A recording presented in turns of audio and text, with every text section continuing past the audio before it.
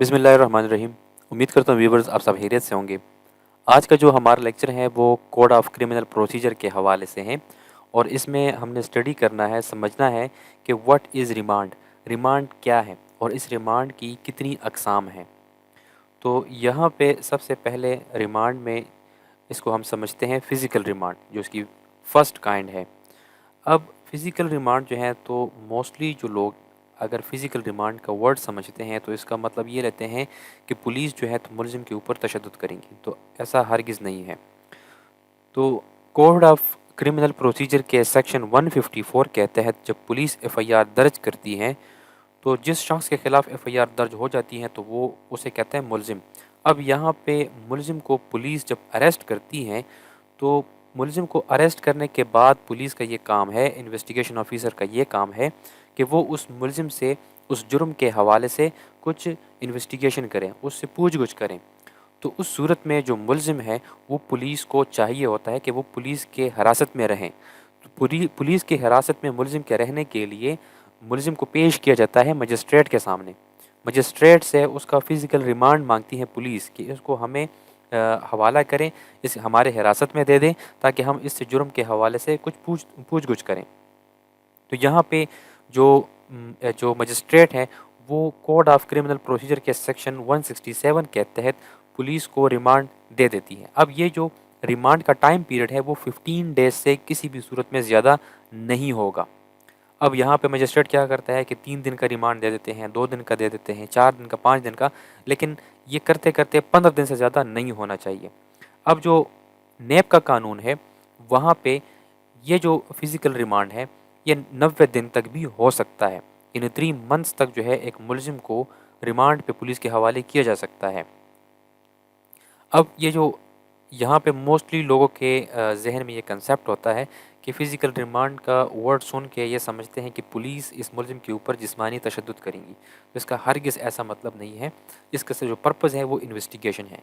जो आईओ है यानी इन्वेस्टिगेशन ऑफिसर है वो उसका काम है कि वो इस मुलज़िम को अपने हिरासत में लेके इससे उस जुर्म के हवाले से पूछ-गुछ करनी है। नेक्स्ट यहाँ पे जो रिमांड का जो काइंड है वो है जुडिशल रिमांड। अब जुडिशल रिमांड क्या है?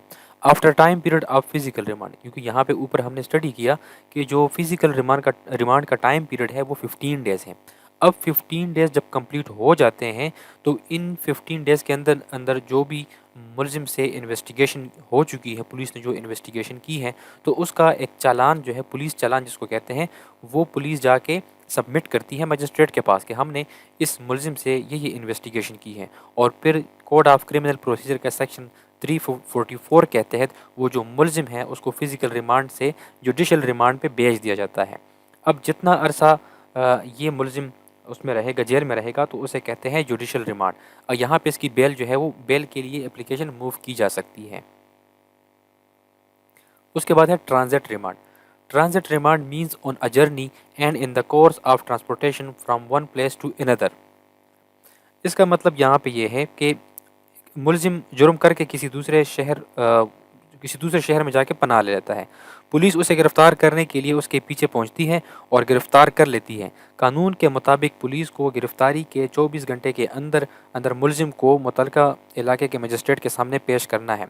लेकिन सफ़र इतना ज़्यादा है कि 24 घंटे के अंदर जो मुलज़िम है उसको मुतलका मजिस्ट्रेट के सामने पेश करना मुमकिन नहीं है। तो ऐसी सूरत में पुलिस ने मुलज़िम को जिस इलाके से गिरफ़्तार किया है उसी इलाके के मजिस्ट्रेट के सामने पेश करेंगी, गिरफ़्तारी उसके नोटिस में लाएगी और उससे मुलज़िम का सफ़री रिमांड लेगी और मुलज़िम को अपने इलाके में वापस पहुंचकर मुतलका मजिस्ट्रेट के सामने पेश करेंगी।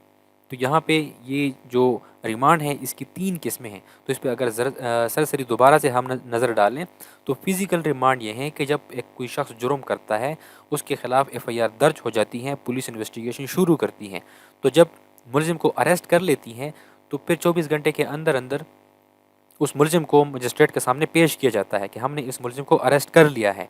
और पुलिस यहाँ पे मजिस्ट्रेट से कहती हैं कि हमें इस मुलज़िम की जो हिरासत है वो हमें चाहिए कि हम इस मुलज़िम से मज़ीद जो है इस जुर्म के हवाले से इन्वेस्टिगेशन करें। तो उस सूरत में जो मजिस्ट्रेट है उस मुलज़िम को उसका मुलज़िम का रिमांड जो है पुलिस को दे देती हैं, तो ये रिमांड जो है 15 डेज़ से ज़्यादा नहीं होना चाहिए। अब यहाँ पे फ़िज़िकल रिमांड में कोई भी तशद्दुद नहीं होगा, सिर्फ इन्वेस्टिगेशन होती है। जुडिशल रिमांड ये है कि जब फ़िज़िकल रिमांड जो कि 15 डेज़ का होता है वो कंप्लीट हो जाता है, या 15 डेज़ से पहले भी अगर मजिस्ट्रेट जो है पुलिस को मज़ीद जो है वो रिमांड नहीं देना चाहता, फ़िज़िकल रिमांड नहीं देना चाहता, तो फिर यहाँ पे सेक्शन 344 सीआरपीसी के तहत जो मुलज़िम है उसको जुडिशल रिमांड पे भेज दिया जाता है। और ट्रांजिट रिमांड, इसको सफरी रिमांड भी कहते हैं, कि मुलजिम जो है वो किसी दूर दराज इलाके में पकड़ा गया। अब इसको जिस इलाके में इसके ऊपर एफआईआर दर्ज हुई है वहाँ के इलाके के मजिस्ट्रेट के सामने पेश करना ज़रूरी है, लेकिन सफ़र बहुत ज़्यादा है और 24 घंटे के अंदर अंदर वहाँ पहुँचना पॉसिबल नहीं है। तो फिर जिस इलाके से इसको अरेस्ट किया गया है वहाँ का जो मजिस्ट्रेट है उसके सामने पेश किया जाएगा, ताकि उसके नोटिस में लाया जाए कि हमने इस मुलजिम को अरेस्ट कर लिया है और हमें जो है यहाँ पर ट्रांजिट रिमांड दे दें, यानी कि सफरी रिमांड हमें दे दें कि हम इसको वहाँ तक पहुँचाएँ जहाँ पे इसके खिलाफ एफआईआर दर्ज हुई है। तो उम्मीद करता हूँ व्यूअर्स आपके लिए आज का लेक्चर इंतहाई इन्फॉर्मेटिव रहा होगा। इसके अलावा इस लेक्चर के मुताल्लिक़ अगर कोई क्वेश्चन है तो कमेंट सेक्शन में ज़रूर पूछ सकते हैं। Thank you so much.